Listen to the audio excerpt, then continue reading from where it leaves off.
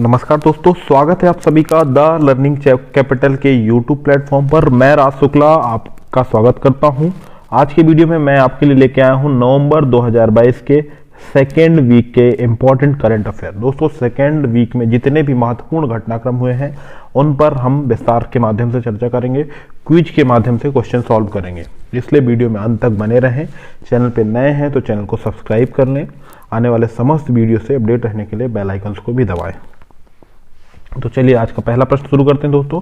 हाल ही में आयोजित T20 विश्व कप का खिताब किस टीम ने जीता? बहुत ही महत्वपूर्ण प्रश्न होगा दोस्तों, ये आने वाले सभी एग्जाम्स के लिए इंपॉर्टेंट होगा। तो दोस्तों आपको बता दें कि T20 विश्व कप 2022 का आयोजन किया गया था ऑस्ट्रेलिया में। दोस्तों मैं एक क्वेश्चन में 7 से 8 फैक्ट्स बताऊंगा, इसलिए नोटबुक पेन आप साथ में रखें और सारे फैक्ट्स लिखते जाएं। तो दोस्तों यह 8वां संस्करण था, 8th एडिशन था ICC T20 वर्ल्ड कप का। ऑस्ट्रेलिया में आयोजित किया गया, जिसमें इंग्लैंड की टीम ने पाकिस्तान की टीम को पराजित करके दूसरी बार यह खिताब जीत लिया। तो दोस्तों इस टूर्नामेंट का विजेता रहा इंग्लैंड। पहला संस्करण आयोजित किया गया था 2007 में, जिसमें भारत की टीम ने पाकिस्तान को हराकर खिताब जीता था। दोस्तों इस टूर्नामेंट में मैन ऑफ द मैच तथा मैन ऑफ द टूर्नामेंट का खिताब दिया गया सैम करन को। आगे बढ़ते हैं दोस्तों आपको बता दें कि भारत इस टूर्नामेंट में के सेमीफाइनल में इंग्लैंड से पराजित होकर टूर्नामेंट से बाहर हो गया था। और इस टूर्नामेंट में सर्वाधिक रन बनाने वाले खिलाड़ी रहे भारत के विराट कोहली। आगे बढ़ते हैं दोस्तों, आप YouTube के अलावा टेलीग्राम तथा इंस्टाग्राम के माध्यम से भी हमसे जुड़ सकते हैं।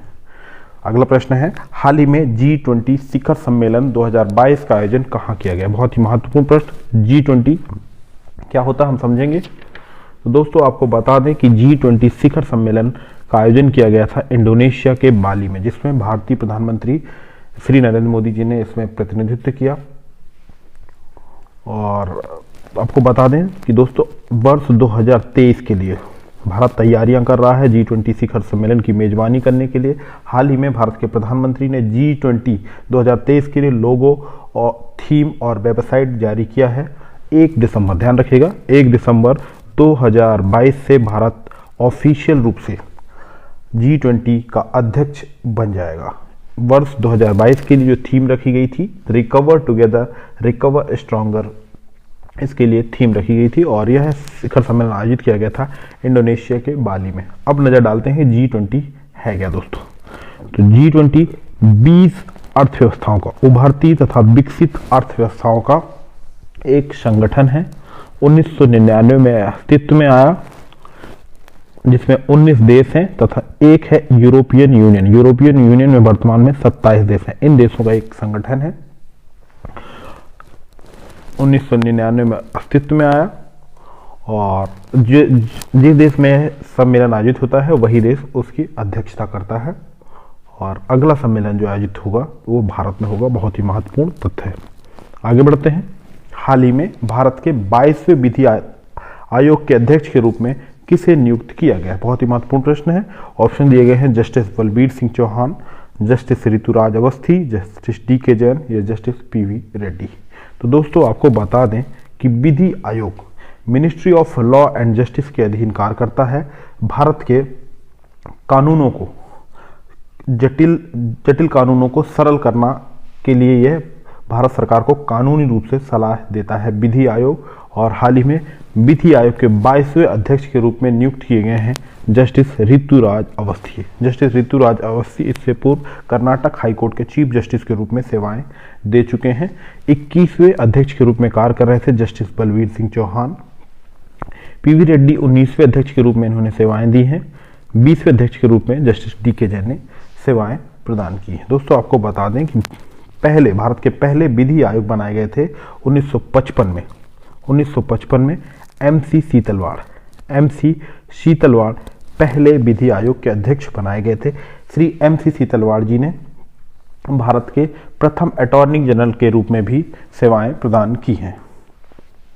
आगे बढ़ते हैं। एक महत्वपूर्ण प्रश्न, ministry of law and justice के अंतर्गत यह संस्था कार्य करती है। तो आप मुझे कमेंट बॉक्स में बताएंगे ministry of law and justice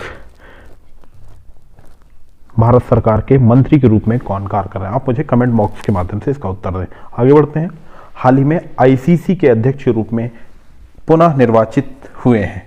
option दिए गए हैं श्री शरद पवार, श्री शशांक मनोहर, श्री ग्रेग वार्कले, श्री जहीर अब्बास।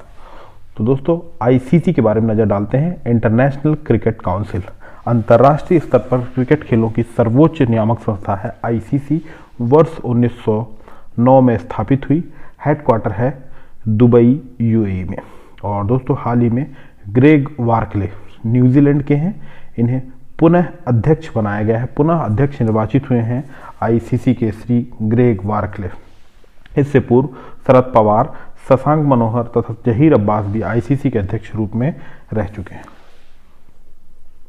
आगे बढ़ते हैं। 2 वर्ष का कार्यकाल होता है, ध्यान रखिएगा।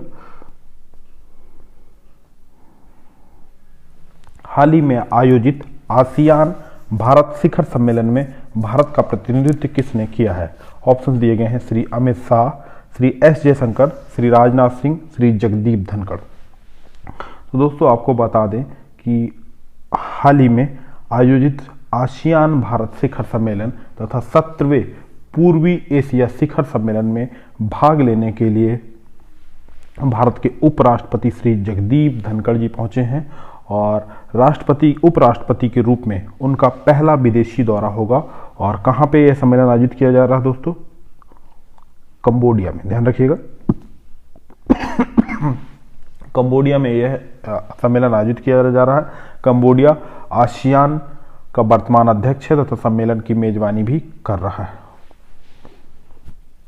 श्री जगदीप धनखड़ भारत के 15वें उपराष्ट्रपति के रूप में हाल ही में इन्होंने शपथ ली है। अब नजर डालते हैं दोस्तों आसियान। आसियान क्या है? Association of south east Asian nation. इसमें 10 देश शामिल हैं। 1967 में अस्तित्व में आया और इसका हेडक्वार्टर है इंडोनेशिया की राजधानी जकार्ता में। 10 देश कौन कौन से दोस्तों?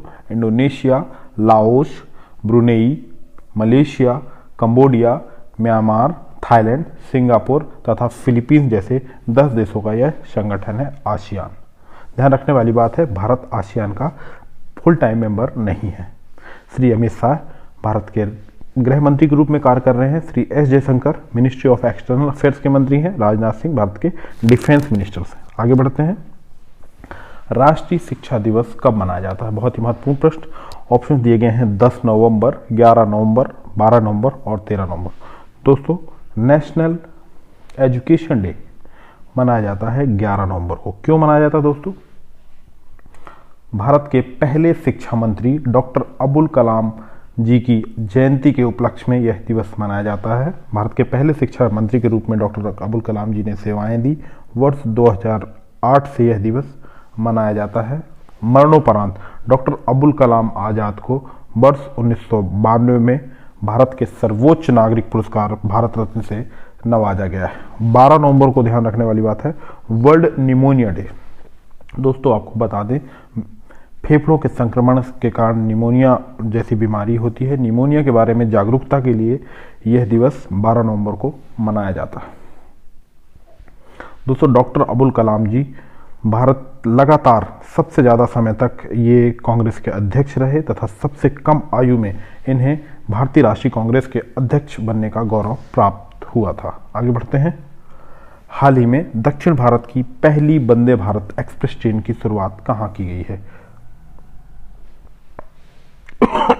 ऑप्शन दिए गए हैं हैदराबाद, बेंगलोर, चेन्नई और तिरुवनंतपुरम। दोस्तों हाल ही में भारत के प्रधानमंत्री श्री नरेंद्र मोदी ने दक्षिण भारत की यात्रा की थी और कहाँ पहुंचे थे? कर्नाटक की राजधानी बेंगलोर में। उन्होंने बेंगलोर में 2 महत्वपूर्ण कार्य किए। एक, बेंगलुरु के संस्थापक नाद प्रभु कैंपेगौड़ा जी की 108 फीट ऊंची कांस्य प्रतिमा का अनावरण किया। इसका नाम दिया गया है statue of prosperity. Statue of prosperity, ध्यान रखिएगा दोस्तों। स्टैच्यू ऑफ यूनिटी गुजरात में है, सरदार वल्लभ भाई पटेल जी की मूर्ति है। 108 फीट की अभी मूर्ति का अनावरण किया गया है बेंगलुरु में। बेंगलोर के संस्थापक नाद प्रभु कैंपेगौड़ा जी की। और हाल ही में दक्षिण भारत की पहली वंदे भारत एक्सप्रेस ट्रेन को हरी झंडी दिखाई है। 2 ट्रेनों को हरी झंडी दिखाई दी गई है। एक बेंगलोर से चेन्नई और एक बेंगलोर से मैसूर। तो दोस्तों आपको बता दें, Vande Bharat train semi high speed train है, 160 किलोमीटर पर आवर तक इनकी स्पीड होती है। 15 फरवरी 2019 को पहली वंदे भारत एक्सप्रेस ट्रेन चलाई गई थी। मेक इन इंडिया कार्यक्रम के तहत चेन्नई इंटीग्रल फैक्ट्री द्वारा इनका निर्माण किया गया है। पहली वंदे भारत एक्सप्रेस ट्रेन वर्ष 2019 में दिल्ली से वाराणसी के बीच चलाई गई थी। तो दोस्तों दो चीजें ध्यान रखिएगा, स्टैचू ऑफ प्रॉस्पेरिटी बनाई गई है बेंगलोर में, किसकी मूर्ति है, नाथ प्रभु कैंपो गौड़ा जी की, और दक्षिण भारत की पहली वंदे भारत एक्सप्रेस ट्रेन चलाई गई है बेंगलोर से। आगे बढ़ते हैं। हाल ही में 32वें बिहारी सम्मान से किसे सम्मानित किया गया है? ऑप्शन दिए गए हैं एएस भाटी, मोहन कृष्ण बोरा, मधु कांकरिया और माधव हाड़ा। दोस्तों आपको बता दें कि साहित्यिक रचना के लिए बिहारी सम्मान सम्मानित किया जाता है के बिरला ग्रुप की तरफ से। के बिरला फाउंडेशन की तरफ से यह साहित्य के क्षेत्र में योगदान के लिए पुरस्कार प्रदान किया जाता है, जिसके लिए 1 लाख की राशि प्रदान की जाती है। और हाल ही में लेखक माधव हाड़ा जी को 32वें बिहारी सम्मान से सम्मानित किया गया है। इनकी रचना पचरंगी चोला पहर सखीरे इनकी रचना है। इससे पूर्व एस भाटी, मोहन कृष्ण बोरा बिहारी सम्मान से सम्मानित किए जा चुके हैं। 31वां सम्मान प्रदान किया गया था लेखक मधु काकरिया को। आगे बढ़ते हैं। हाल ही में आयोजित एशियाई मुक्केबाजी चैंपियनशिप में किसने स्वर्ण पदक जीता है? ऑप्शन दिए गए हैं लवलीना बोरगोहेन, सविती बुरा, अल्फिया खान या उपरोक्त सभी। दोस्तों आपको बता दें कि एशियाई मुक्केबाजी चैंपियनशिप का आयोजन किया जा रहा है अम्मान, जॉर्डन की राजधानी अम्मान में, और इसमें भारतीय मुक्केबाज लवलीना बोरगोहेन ने 75 किलोग्राम वर्ग में तथा सविती बुरा 81 किलोग्राम वर्ग में तथा अल्फिया बुरा 81 किलोग्राम में इन्होंने गोल्ड मेडल जीता है। यानी इस प्रश्न का सही उत्तर है ऑप्शन डी, उपरोक्त सभी। दोस्तों आपको बता दें कि लवलीना बोरगोहेन ने टोक्यो ओलंपिक जो जापान में आयोजित किए गए थे वर्ष 2021 में भारत के लिए मुक्केबाजी में इन्होंने कांस्य पदक जीता था, और वर्ष 2021 में ही इन्हें भारत का सर्वोच्च खेल पुरस्कार मेजर ध्यानचंद खेल रत्न से भी नवाजा गया है लवलीना बोरगोहेन को। आगे बढ़ते हैं। हाल ही में वीरांगना सेवा केंद्र की शुरुआत निम्न में से किसके द्वारा की गई है? ऑप्शन दिए गए हैं भारतीय नौसेना, भारतीय वायुसेना, भारतीय सेना या भारतीय तटरक्षक। दोस्तों वीरांगना सेवा केंद्र की शुरुआत की गई है इंडियन आर्मी के द्वारा, भारतीय सेना के द्वारा। भारतीय सेना ने सैनिकों की पत्नियों के सम्मान में उनके कल्याण और शिकायत निवारण के लिए एक सिंगल विंडो प्रोग्राम वीरांगना सेवा केंद्र की शुरुआत की है। इसका आदर्श वाक्य है taking care of our own no matter what. यह इसका आदर्श वाक्य है और इंडियन आर्मी के द्वारा वीरांगना सेवा केंद्र की शुरुआत की गई है। दोस्तों नजर डालते हैं, ये सभी भारतीय सेना, भारतीय वायुसेना तथा भारतीय नौसेना तथा इंडियन कोस्ट गार्ड, ये सभी डिफेंस मिनिस्ट्री रक्षा मंत्रालय भारत सरकार के अधीन कार्य करती हैं। भारतीय नौसेना के जो अभी एडमिरल हैं आर हरि कुमार, ध्यान रखिएगा एडमिरल आर हरि कुमार नौसेना के प्रमुख हैं। इंडियन एयरफोर्स प्रमुख हैं विवेक राम चौधरी, तथा भारतीय सेना के प्रमुख हैं जो जनरल हैं वो हैं Manoj Pande. Air chief marshal Vivek Ram Chaudhari हैं। इंडियन कोस्ट गार्ड 1978 में यह बनाई गई संस्था और इसके डायरेक्टर जनरल के रूप में कार्य कर रहे हैं Virendra Singh Pathania Indian coast guard के डायरेक्टर जनरल के रूप में कार्य कर रहे हैं। आगे बढ़ते हैं। हाल ही में INCA की इंडियन नेशनल कार्टोग्राफ्स एसोसिएशन की 42वीं अंतर्राष्ट्रीय कांग्रेस का आयोजन कहाँ किया गया? ऑप्शन दिए गए हैं दिल्ली, लखनऊ, देहरादून और शिमला। इंडियन नेशनल कार्टोग्राफिक्स एसोसिएशन की 42वीं अंतर्राष्ट्रीय कांग्रेस का आयोजन किया गया है देहरादून में।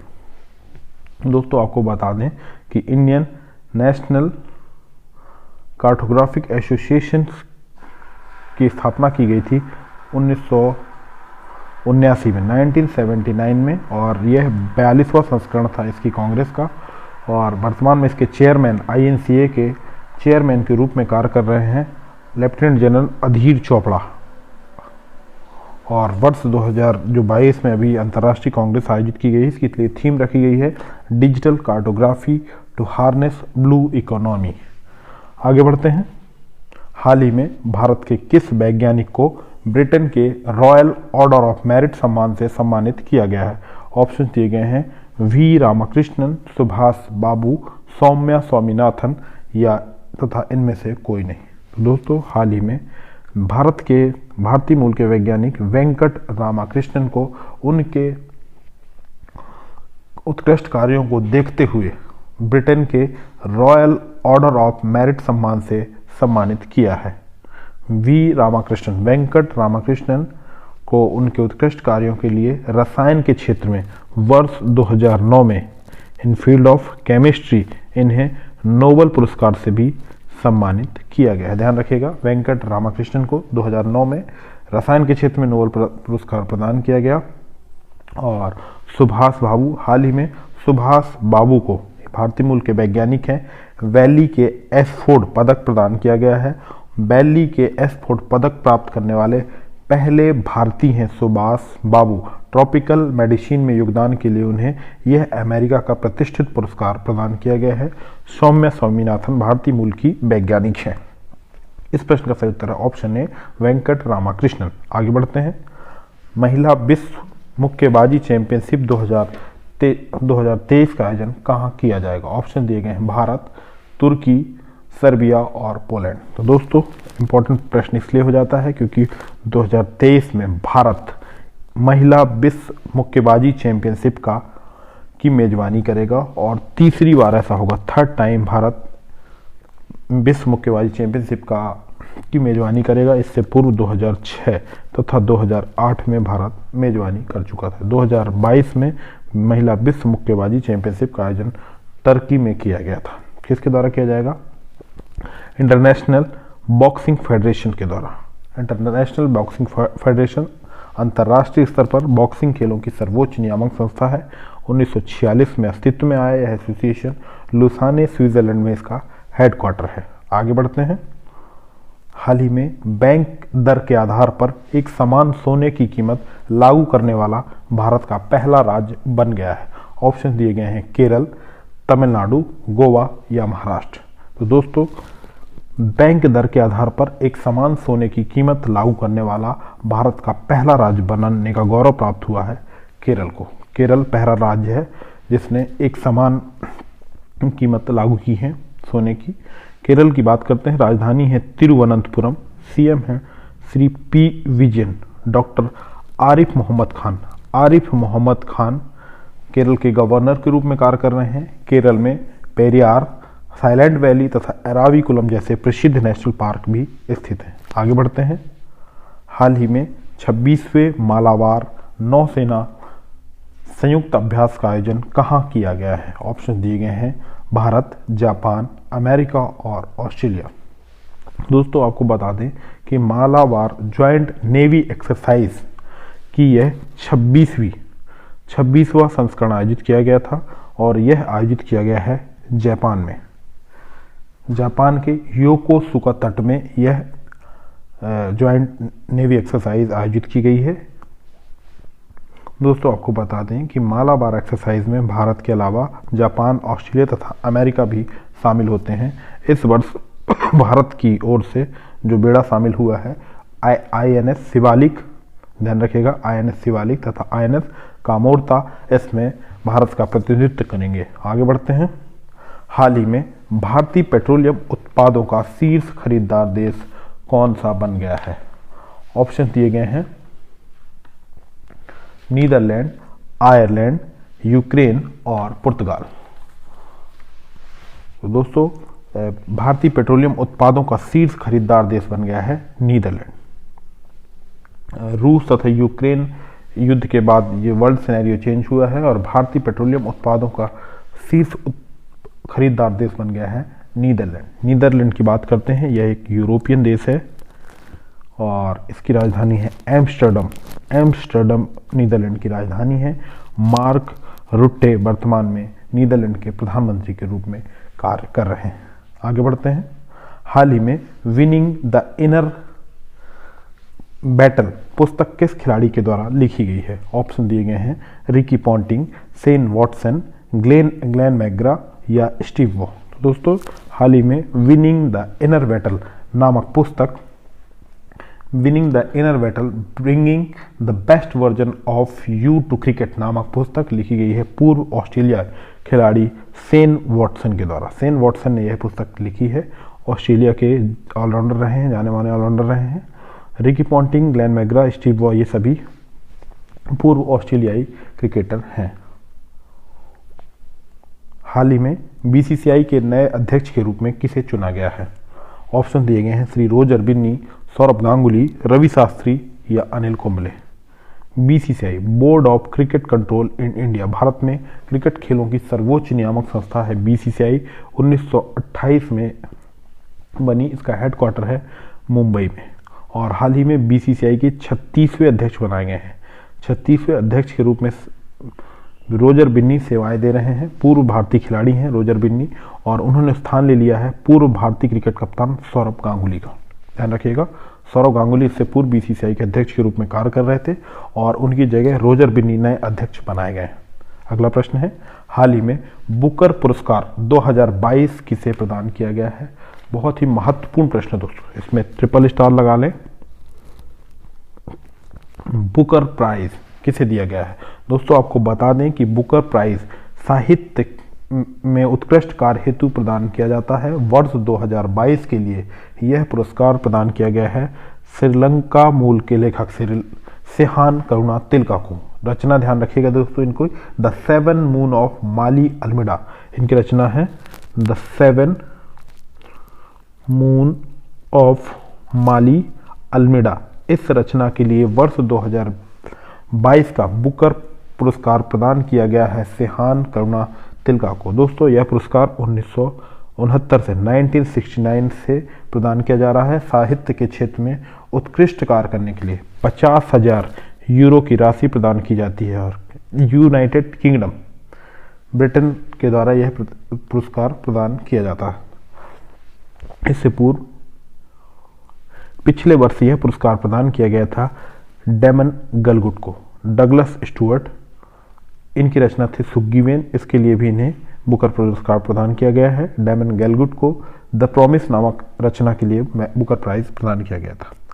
नजर डालते हैं किन किन भारतीय व्यक्तियों को बुकर पुरस्कार से अब तक नवाजा जा चुका है। तो सबसे पहले बात करते हैं वीएस नायपॉल जी की। वीएस नायपॉल को इन अ फ्री स्टेट के लिए बुकर प्राइज प्रदान किया गया। इसके अतिरिक्त वीएस नायपॉल नोबेल पुरस्कार से भी सम्मानित किए जा चुके हैं।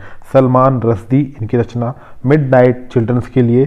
अरुंधति रॉय को The God of Small Things, Kiran Desai को द इनहेरिटेंस ऑफ लॉस तथा अरविंद अडिगा को द वाइट टाइगर के लिए बुकर पुरस्कार से नवाजा जा चुका है। आगे बढ़ते हैं, हाल ही में स्वीडन के नए प्रधानमंत्री के रूप में किसे चुना गया है? बहुत ही महत्वपूर्ण प्रश्न।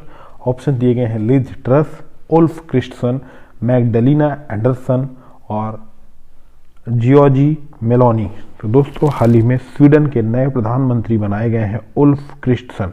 इन्होंने देश की पहली महिला प्रधानमंत्री मैगडलिना एंडरसन, जो कि पिछले वर्ष 2021 में ही स्वीडन की पहली महिला प्रधानमंत्री के रूप में शपथ ली थी, अब उनकी जगह उल्फ क्रिस्टसन नए प्रधानमंत्री के रूप में इन्होंने शपथ ली है उल्फ क्रिस्टसन ने।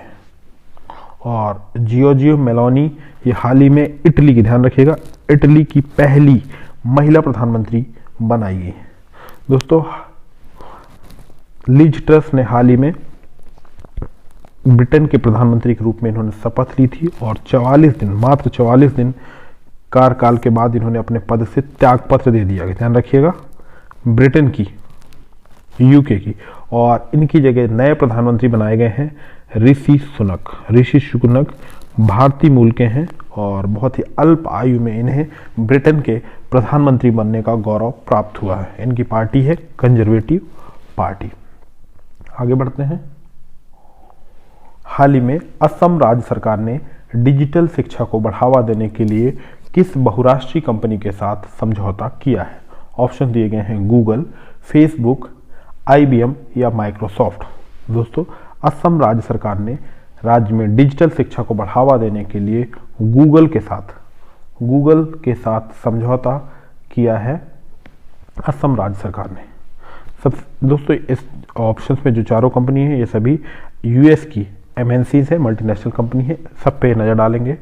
गूगल, इसके सीईओ हैं सुंदर पिचई, ध्यान रखिएगा। फेसबुक के फाउंडर और सीईओ हैं मार्क जुकरबर्ग, एग्जाम्स में पूछे जाते हैं ये। आईबीएम, शांतनु नारायण वर्तमान में आईबीएम के सीईओ के रूप में कार्य कर रहे हैं। माइक्रोसॉफ्ट के सीईओ के रूप में कार्य कर रहे हैं सत्या नाडेला। ध्यान रखने वाली बात यह है सुंदर पिचई, सत्या नाडेला तथा शांतनु नारायण ये सभी भारतीय मूल के व्यक्ति हैं और इन विदेशी कंपनियों का प्रतिनिधित्व कर रहे हैं। असम पर नजर डालते हैं। असम राजधानी है दिसपुर। सीएम है हेमंत बिश्व शर्मा। गवर्नर के रूप में कार्य कर रहे हैं श्री जगदीश मुखी। असम में मानस, काजीरंगा, ओरांग जैसे प्रसिद्ध नेशनल पार्क स्थित हैं। नेक्स्ट क्वेश्चन है, हाल ही में सोशल मीडिया कंपनी ट्विटर का अधिग्रहण किसके द्वारा कर लिया गया? महत्वपूर्ण प्रश्न है दोस्तों। ट्विटर कंपनी का अधिग्रहण टेकओवर किसके द्वारा किया गया है? ऑप्शन दिए गए हैं Elon Musk, Jeff Bezos, Mark Zuckerberg और लैरी पेज। दोस्तों आपको बता दें कि ट्विटर कंपनी की स्थापना 21 मार्च 2006 को हुई थी और सैन फ्रांसिस्को यूएस में इसका हेडक्वार्टर है और हाल ही में इस कंपनी का अधिग्रहण कर लिया है एलॉन मस्क ने। ध्यान रखिएगा 44 बिलियन अमेरिकी डॉलर में इसका सौदा हुआ है और ट्विटर का अधिग्रहण करते ही एलॉन मस्क ने ट्विटर के सीईओ पराग अग्रवाल तथा शीर्ष अधिकारियों को निलंबित कर दिया है। एलॉन मस्क की और भी जो कंपनी है वह है टेस्ला, ध्यान रखिएगा टेस्ला तथा स्पेस एक्स इनकी कंपनी है। जेफ बेजोस ये अमेजॉन के हेड हैं या फाउंडर हैं। मार्क जुकरबर्ग फेसबुक से संबंधित हैं। लैरी पेज ये गूगल, ध्यान रखिएगा गूगल के फाउंडर हैं। आगे बढ़ते हैं। 5वें खेलो इंडिया यूथ गेम्स 2022 का आयोजन कहां किया जाएगा? ऑप्शन दिए गए हैं मध्य प्रदेश, महाराष्ट्र, असम और हरियाणा। तो दोस्तों आपको बता दें कि खेलो इंडिया गेम्स की शुरुआत वर्ष 2018 में की गई। खेलों को बढ़ावा देना तथा खेलों में युवा नई प्रतिभा तराशने के उद्देश्य से 2018 में खेल मंत्रालय भारत सरकार, खेल एवं युवा कल्याण मंत्रालय भारत सरकार के द्वारा खेलो इंडिया गेम्स की शुरुआत की गई। पहले खेलो इंडिया गेम्स का आयोजन किया गया था दिल्ली में। उसके बाद दूसरे खेल आयोजित किए गए असम के गुवाहाटी में। तीसरे खेलो इंडिया गेम्स का आयोजन किया गया महाराष्ट्र के पुणे में और चौथे खेलो इंडिया गेम्स का आयोजन किया गया हरियाणा के पंचकुले में। 5वें खेलो इंडिया यूथ गेम्स का आयोजन किया जाएगा मध्य प्रदेश में। खेल एवं युवा कल्याण मंत्री हैं श्री अनुराग ठाकुर। मध्य प्रदेश में इन खेलों का आयोजन होना है। मध्य प्रदेश पर नजर डालते हैं दोस्तों। मध्य प्रदेश की राजधानी है भोपाल। सीएम है श्री शिवराज सिंह चौहान। गवर्नर के रूप में कार्य कर रहे हैं श्री मंगू भाई पटेल। मध्य प्रदेश में कान्हा, पन्ना, पेंच, सतपुड़ा जैसे प्रसिद्ध नेशनल पार्क स्थित है। मध्य प्रदेश में सांची, खजुराहो तथा भीमबेटका की गुफाएं जैसी यूनेस्को की प्रसिद्ध साइट्स हैं। मध्य प्रदेश को जनजाति राज्य ट्राइबल स्टेट के रूप में जाना जाता है क्योंकि मध्य प्रदेश में भील, गोंड, बैगा जैसी प्रसिद्ध जनजातियों के निवास स्थल हैं। आगे बढ़ते हैं। हाल ही में एशिया के सबसे बड़े कंप्रेस्ड बायोगैस प्लांट का उद्घाटन कहाँ किया गया है? ऑप्शन दिए गए हैं हिमाचल प्रदेश, पंजाब, हरियाणा या दिल्ली। तो दोस्तों एशिया का सबसे बड़ा कंप्रेस्ड बायोगैस प्लांट का उद्घाटन हाल ही में पंजाब में किया गया। पंजाब के संगरूर में किया गया है। केंद्रीय शहरी विकास मंत्री हरदीप सिंह पुरी जी ने इसका उद्घाटन किया है। पंजाब की बात करते हैं। राजधानी है चंडीगढ़। श्री भगवंत मान वर्तमान में पंजाब के मुख्यमंत्री के रूप में कार्य कर रहे हैं।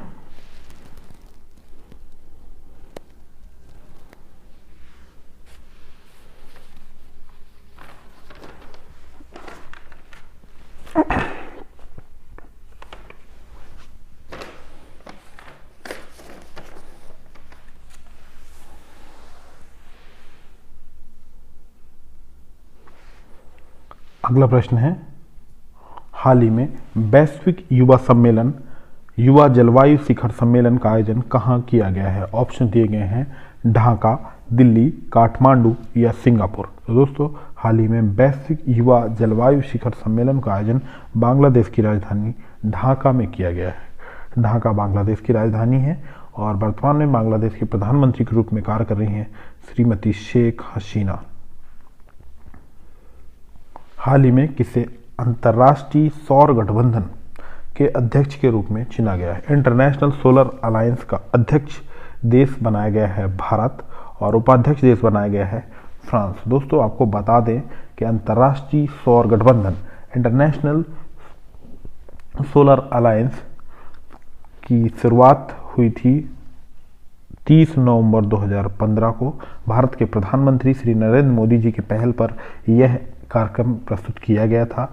सोलर एनर्जी के एफिशिएंट प्रयोग के लिए इसमें वर्तमान में 121 सिग्नेटरीज बन चुके हैं। इसका हेडक्वार्टर है गुरुग्राम, हरियाणा में। डायरेक्टर जनरल के रूप में कार्य कर रहे हैं श्री अजय कुमार।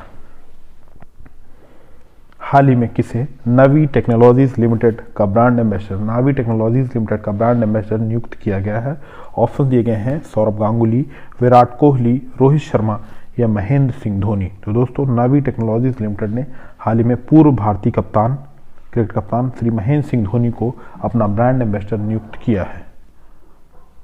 हाल ही में ध्यान रखने वाली, सौरभ गांगुली को बंधन बैंक ने अपना ब्रांड एम्बेसडर बनाया है। हाल ही में किसे आईसीसी हॉल ऑफ फेम में शामिल किया गया है?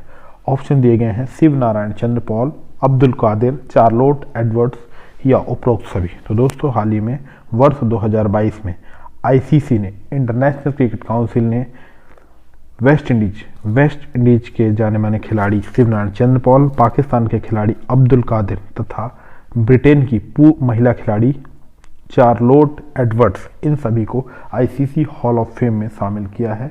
यानी इस प्रश्न का सही उत्तर है ऑप्शन डी, उपरोक्त सभी। दोस्तों आज का वीडियो कैसा लगा कमेंट बॉक्स के माध्यम से अपने अमूल्य सुझाव अवश्य दें। चैनल पर नए हैं तो हमारे चैनल को सब्सक्राइब कर लें। आने वाले समस्त वीडियो से अपडेट रहने के लिए बेल आइकन को भी दबाएं। धन्यवाद।